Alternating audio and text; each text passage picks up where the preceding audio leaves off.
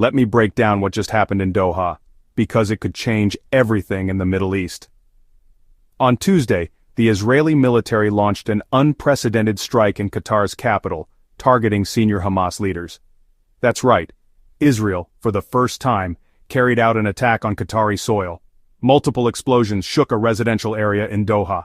Hamas later confirmed their leadership was unharmed, but 6 people were killed. The son of Khalil al-Hayya, one of Hamas's top negotiators, a Qatari security officer. Several others were injured. Now here's why this is such a big deal. Qatar isn't just any country in this conflict. It's been the main mediator in the fragile ceasefire talks between Israel and Hamas. The attack happened as Qatari officials and Hamas leaders were meeting, literally negotiating, over a new U.S. proposal to end the war. A senior intelligence official said the entire Hamas A-list was in the building when the bombs struck, but every top leader survived. Qatar's government is furious. Their foreign ministry called the strike a cowardly criminal attack and a blatant violation of international law. They warned it threatens residents and the region's delicate balance. Israeli Prime Minister Benjamin Netanyahu didn't back down. He claimed full responsibility. The days when the heads of terror enjoyed immunity anywhere are over.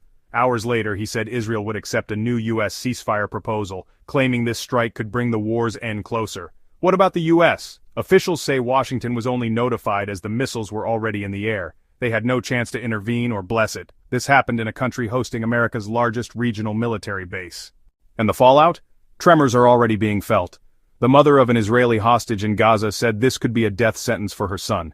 The United Nations strongly condemned the strike, praising Qatar's mediation and warning this could derail everything. So here's where we stand. Israel crossed a line, striking a country at the center of diplomacy and military power. The peace process is suddenly on life support. Everyone, from negotiators to families of hostages to regional leaders, is holding their breath, waiting to see what happens next. The family of negotiator Khalil al-Hayya reacted on Facebook to news that his son was dead. An office manager and several other employees were also killed. A member of Qatar's internal security force was killed and others were wounded. Medical teams worked to treat the injured survivors. Qatar's prime minister had met with Hamas leaders just Monday, pressing them to accept the U.S. proposal. The strike occurred as Hamas leaders discussed the Trump administration's new ceasefire framework. Intelligence sources confirmed the entire Hamas leadership was present when the building was struck. Yet somehow, all senior Hamas officials emerged unharmed. The attack sends shockwaves across a region already on edge. Arab leaders are calling emergency sessions to address this unprecedented escalation. The Gulf Cooperation Council expressed grave concern about the violation of Qatari sovereignty. Iran condemned the attack as state terrorism and threatened retaliation. Saudi Arabia called for restraint while reaffirming support for Palestinian rights. Turkey's president strongly condemned the strike as a dangerous escalation. Egypt offered to step in as an alternative mediator if Qatar withdraws from talks. Jordan warned the attack could destabilize the entire region's peace efforts. The immediate question, can ceasefire talks survive this dramatic escalation? Families of Israeli hostages are demanding Netanyahu prioritize their loved ones over military strikes. Meanwhile, civilians in Gaza continue to bear the cost of this prolonged conflict. Humanitarian aid deliveries remain severely limited as violence escalates. The European Union called for immediate de-escalation and respect for international law. Russia criticized the strike as Western-backed aggression in the Middle East. China urged all parties to return to dialogue and avoid further military escalation. Legal experts suggest Qatar could pursue international court action over sovereignty violations.